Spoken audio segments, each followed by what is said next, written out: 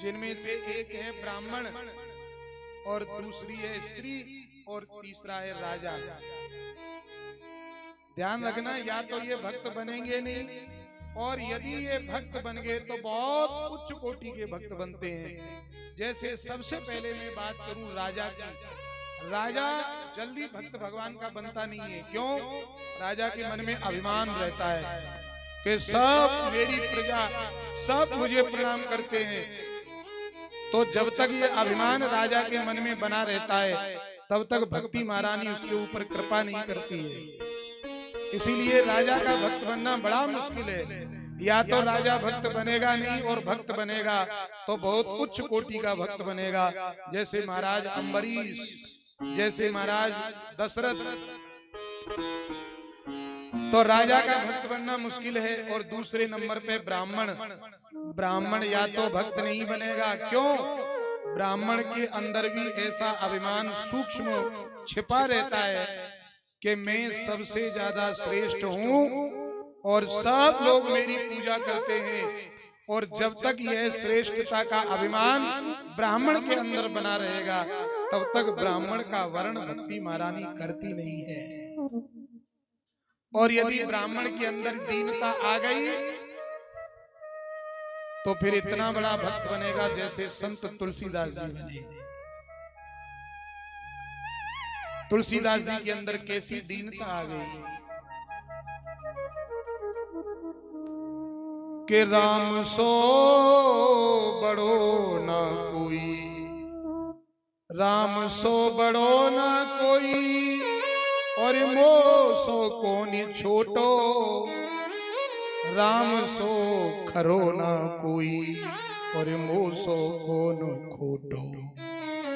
ऐसी दीनता तुलसीदास जी के अंदर जब आ गई तो कितने बड़े भक्त बन गए। और तीसरे नंबर पे है स्त्री। माताओं, ये बात बिल्कुल सत्य है कि पुरुषों की अपेक्षा माताओं के हृदय में करुणा ज्यादा होती है। पुरुषों की अपेक्षा माताओं के हृदय में भक्ति ज्यादा होती है। लेकिन माताएं या तो भक्त बनेंगी नहीं, और भक्त बनेगी तो बहुत उच्च कोटि की भक्त बन जाएगी, जैसे भक्तमती मीराबाई। तो माताओं के आगे क्या समस्या है? माताओं का भक्त बनना क्यों मुश्किल है? कहा कि माताओं का भक्त बनना इसलिए मुश्किल है क्योंकि माताओं की जो भक्ति होती है ना, वो होती है दूषित भक्ति, व्यभिचारिणी भक्ति। और व्यभिचारिणी दूषित भक्ति किसे कहते हैं? मान लो, एक उदाहरण दे रहा हूं। आज यदि कोई महिला भगवान शिव जी की सेवा करती है और बड़े मन से करेगी, और मान लो कोई आ जाए महात्मा, कोई बाबा लोग या कोई ब्राह्मण, महाराज बड़ी समस्याएं चल रही हैं, कुछ उपाय बताओ। बोले क्या कर रही है? बोले मैं तो महाराज शंकर जी की दीपक जला के शंकर जी का पाठ करती हूँ। तो उसने कहा ऐसा कर, अब तू कल से शंकर जी की भक्ति नहीं करेगी, तो अब तू कल से करेगी राम जी की भक्ति।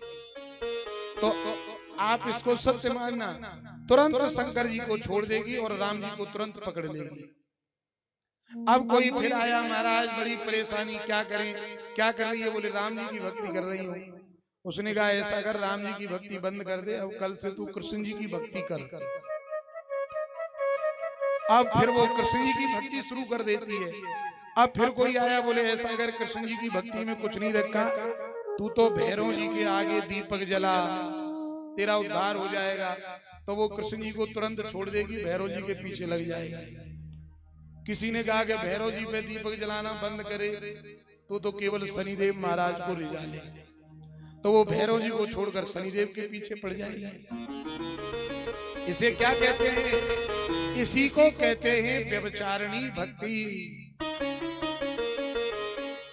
और मीरा जी की भक्ति देखिए आप, मीरा जी क्या कहती हैं कि मेरे तो गिरधर गोपाल दूसरो ना कोई दूसरा है ही नहीं, मैं किसी को जानती नहीं हूँ, केवल मेरे तो गिरधर गोपाल दूसरो ना कोई, और जाके सिर मोर मुकुट मेरो पति सोई। इसीलिए मीरा जी कितनी बड़ी भक्त बन गई महाराज। क्योंकि मीरा जी की भक्ति में कोई किसी भी प्रकार की मिलावट नहीं है। और जो लोग जल्दी जल्दी भगवान, हमारे यहाँ एक कहावत है साधु लोगों में कि 3 चीजें आप जल्दी जल्दी मत बदलो। क्या? एक तो गुरु का मंत्र, वो जल्दी जल्दी मत बदलो, आज इसका फिर उसका फिर इसका, ऐसा नहीं। एक मंत्र एक बार यदि मिल जाए तो पहले तो सोच समझ करके करिए। पानी पियो छान करो और गुरु करो, या तो गुरु धारण मत करो।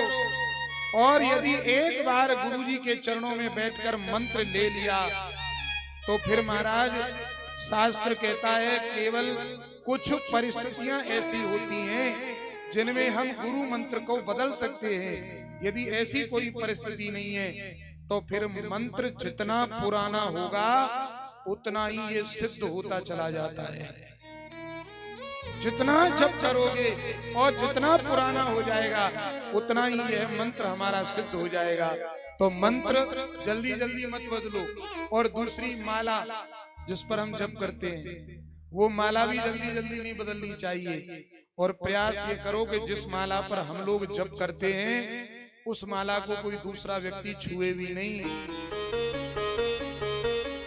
मंत्र, माला, और तीसरी है मूर्ति।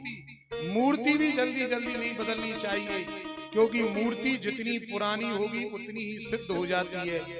केवल एक परिस्थिति में मूर्ति का परिवर्तन होता है कि यदि मूर्ति खंडित हो जाए, यदि खंडित हो जाए तब मूर्ति को बदलना चाहिए, ऐसे नहीं।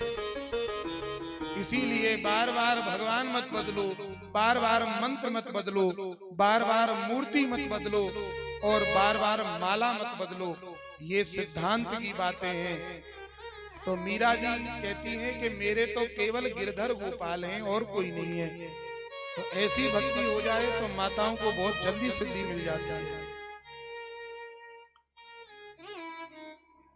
और तुमने, यही मनुष्य का सबसे बड़ा धर्म है, भगवान के चरणों में निष्काम प्रीति हो जाए, यही सबसे बड़ा धर्म है।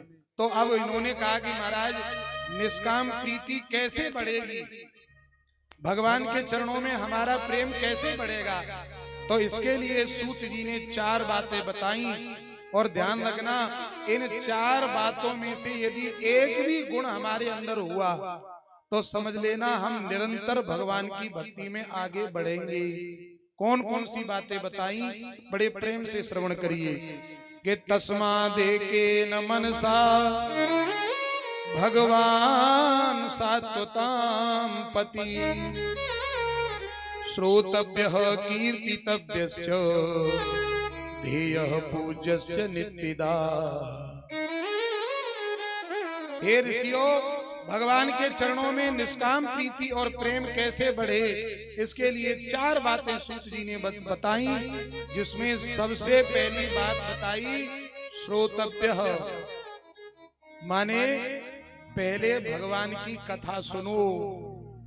यदि कथा नहीं सुनोगे, यदि सत्संग नहीं सुनोगे तो ना तो हम भक्त बन सकते हैं, ना भगवान के प्रेमी बन सकते हैं, कुछ नहीं बन सकते। क्योंकि भक्ति में सबसे पहली भक्ति है भगवान की कथा सुनना।